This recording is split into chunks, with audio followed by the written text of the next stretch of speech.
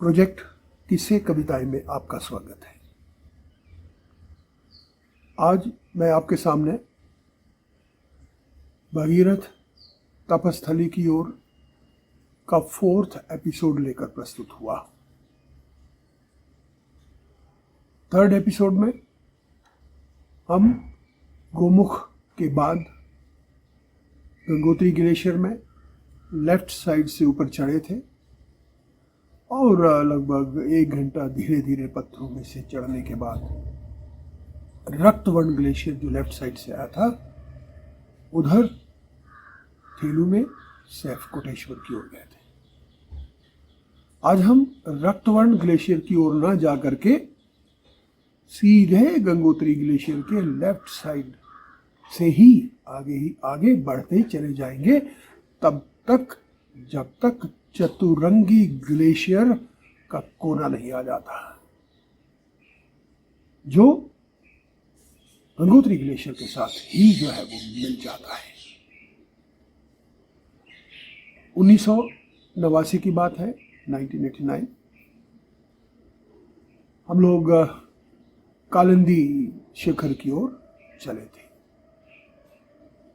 मैं यहां ये बता देना चाहता हूं कि कालिंदी शिखर एक 20,000 से थोड़ा ऊपर एक चोटी है। उसी के ही पास कालिंदी खाल यानी कालिंदी पास है। और यदि हम गंगोत्री से चलकर गोमुख होते हुए, नंदनवन होते हुए, वासुकी ताल होते हुए कालिंदी खाल पहुंचते हैं तो उस पास को क्रॉस करने के बाद हम पूर्व दिशा की ओर आ गए, जहां से हम लोग जो है बद्रीनाथ पहुंचते हैं। यानी एक तरह से ये हाई ऑल्टीट्यूड ट्रैक है गंगोत्री से बद्रीनाथ के लिए। एक चैलेंजिंग ट्रैक है, यद्यपि इसमें टेक्निकलिटीज उतनी नहीं है, लेकिन एक लंबा जो प्रोसेस है पैदल चलने का वह अवश्य ही रहता है। 89 में दून स्कूल के विद्यार्थी थे, अध्यापक भी हैं और उन्हीं दिनों उस क्षेत्र में मोनाल एडवेंचरर के कुछ लोग भी जो है वो चल रहे थे। एक तरह से मिक्स ग्रुप है। 2 जून की प्रातः हम भोजवासा से चल दिए हैं। गोमुख के किनारे से, लेफ्ट किनारे से हम लोग ऊपर चढ़े हैं। लगभग 1 घंटे में ही रक्तवर्ण ग्लेशियर आ गया है, जहां से हमारी पैदल यात्रा जो है सीधे चल रही है गंगोत्री ग्लेशियर के लेफ्ट कोने से। यहाँ ये बताना आवश्यक है, गंगोत्री ग्लेशियर जो है वो काफ़ी जो है नीचे की ओर धंसता चला जा रहा है। मैं पहली बार यहाँ 83 में गया था, 85 में भी गया हूँ, 86 में भी गया हूँ, 87 में भी गया हूँ और फिर 89 में भी आया हूँ, 91 में भी गया हूँ, 97 में भी गया हूँ, 99 में भी गया हूँ। इतना अधिक परिवर्तन हुआ है इस गंगोत्री ग्लेशियर में कि कहा नहीं जा सकता। बहुत टूटन है। गंगोत्री ग्लेशियर के लेफ्ट साइड से छोटे छोटे कैर्न पत्थरों के कुछ निशान से बना दिए जाते हैं, कैर्न जिसे कहते हैं, और ये जो संकेत देते हैं दूर से दिखाई देता हुआ वो कैर्न जो है आपको ये बताता है कि वहां उन पत्थरों के पास आपका मार्ग पहुंचता है।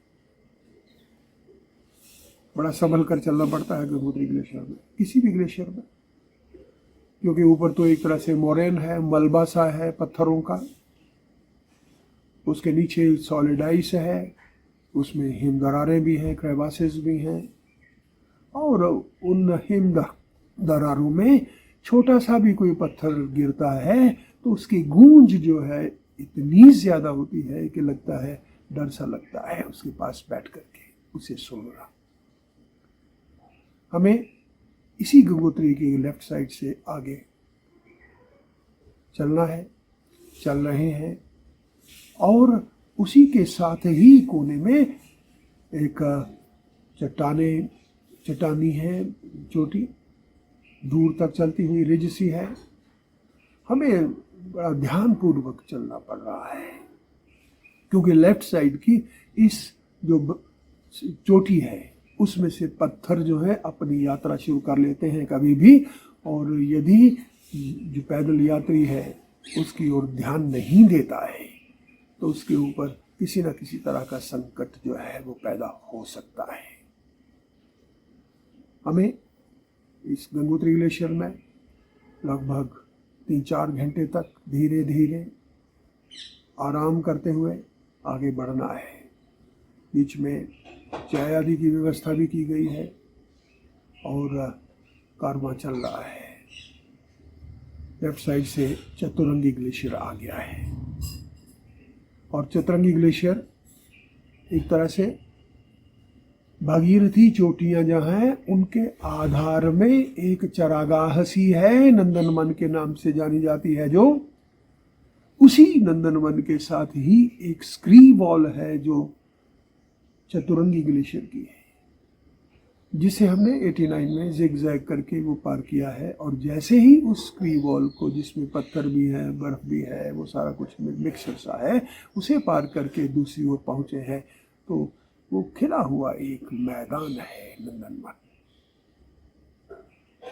91 में भी कुछ ज़्यादा परिवर्तन नहीं था, लेकिन 99 में ठीक इसी रास्ते पर जब आए थे तो हमें उस चतुरंगी ग्लेशियर के काफ़ी नीचे गंगोत्री ग्लेशियर के बीच में से ऊपर चढ़ना पड़ा था। और आज तो ये भी पता चलता है कि अभी ये मार्ग पूरी तरह से और भी बदल गया है। इस रास्ते से आप नंदनवन नहीं जा सकते। नंदनवन जाने के लिए आपको गोमुख से बहुत पहले ही भागीरथी को पार करके राइट साइड में आ जाना पड़ता है, और उस राइट साइड के जो मार्ग है, पैदल मार्ग, उससे आप तपोवन पहुंचते हैं। खड़ा पत्थर है जो बेस कैंप है केदार डोम आदि का, शिवलिंग का, उसे पार करके आप आगे जो है ट्रैवर्स करते हैं गंगोत्री ग्लेशियर को और नंदनवन पहुंच जाते हैं। नंदनवन जो है लगभग 14,500 साढ़े 15,000 की ऊंचाई पर है। पानी अवेलेबल है यहाँ, टेंट्स आदि सजाए जा सकते हैं। और यदि आप लगभग दक्षिण की ओर देखते हैं, खर्चा कुंड नामक शिखर है और उसके राइट साइड में केदार डोम है, और थोड़ा आप पश्चिम की ओर आ जाते हैं, शिवलिंग है, मेरू पर्वत आदि शिखर आपको बहुत पास जो है वो लगते हैं। हमें यहाँ पर अपना जो 4 जून को हमने अपना बेस कैंप स्थापित कर लिया है। सारा सामान बंध गया है, टेंट्स लग चुके हैं। अब आगे की जो रेकी जो है वो शुरू हो जाती है, लोड फेरी करनी पड़ती है। मैं यहाँ ये बता देना चाहता हूँ, किसी भी अभियान में, माउंटेनियरिंग एक्सपीडिशन में एक्लाइमेटाइजेशन का बहुत बड़ा रोल है। एक्लाइमेटाइजेशन का अर्थ यह है कि उस वायुमंडल के, उस ऊंचाई के अनुसार व्यक्ति को ढालना पड़ता है, और यदि वो नहीं ढालता है, स्वस्थ नहीं रहता है, अस्वस्थ व्यक्ति जो है पहाड़ में यदि चढ़ता रहता है तो कई तरह की दुर्घटनाएं हो सकती हैं। इसलिए एक्लाइमेटाइज करना बहुत ज़रूरी है। नंदनवन से लोड फेरी के लिए हमें जो है उत्तर पूर्व की ओर जाना है, यानी चतुरंगी ग्लेशियर के जो राइट साइड है उसमें से एक धार नंदनवन से ऊपर ही ऊपर उठती चली जा रही है, जो हमें आगे जो है वासुकी ताल ले जाती है। नंदनवन से प्रातः जल्दी ही चले हैं लोड फेरी के लिए। मार्ग योजना भी होती है एक तरह से लोड फेरी, और कुछ सामान जो है अगले कैंप में छोड़ दिया जाता है। लौट आते हैं, जब हम ज़्यादा ऊंचाई पर जा कर के लौट आते हैं तो वायुमंडल के अनुसार अपने आप को ढाल लेते हैं।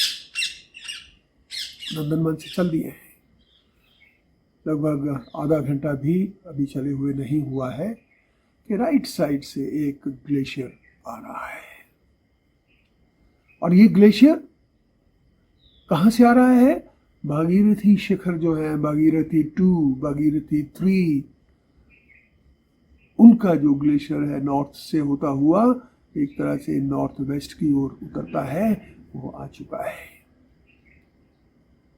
हमारा मार्ग अभी सीधे चल रहा है। लगभग 1 घंटा हम चले हैं उस रिज के साथ। नीचे चतुरंगी ग्लेशियर है और चतुरंगी ग्लेशियर में जो नज़र जाती है तो वहाँ पर झीलें भी हैं, कुछ एक ग्लेशियल केव्स भी हैं। यानी ग्लेशियर एक तरह से टान भी कह देते हैं, झील भी कह सकते हैं उसे, और जो ग्लेशियल गुफाएं हैं वह भी हैं। अच्छा लगता है। रिज के कोने तक आ गए हैं। अब एक रास्ता सीधे जिगजैग नीचे पहुंचता है और दूसरा जो है थोड़ा और जो है ईस्ट साइड में टर्न लेकर के वासुकी पर्वत के आधार में जो उसका ग्लेशियर है वो उधर आ गया है। उसमें से निकलना खतरे से खाली नहीं दिखाई देता है। यही विचार बना जिगजैग हम लोग नीचे पहुंचेंगे जहाँ जलधाराएं हैं और जलधाराओं में से एक मार्ग योजना जो है वो तैयार हो गई है और उन जलधाराओं के बाद एक स्क्री वॉल है जिसे क्रॉस करके यदि हम डायगनली क्रॉस करते हैं उस स्क्री वॉल को, और उस दूसरे कोने में जो है वासुकी ताल आ गया है। वासुकी ताल जो है एक तरह से वासुकी पर्वत जो शिखर है, एक विशाल पर्वत है, उसके आधार में आ गया है। आज इतना ही। मैं शीघ्र ही आपके पास लौटूंगा आगे की यात्रा पूरी करने के लिए। तब तक आप अपना ध्यान रखिए। आपका बहुत बहुत धन्यवाद।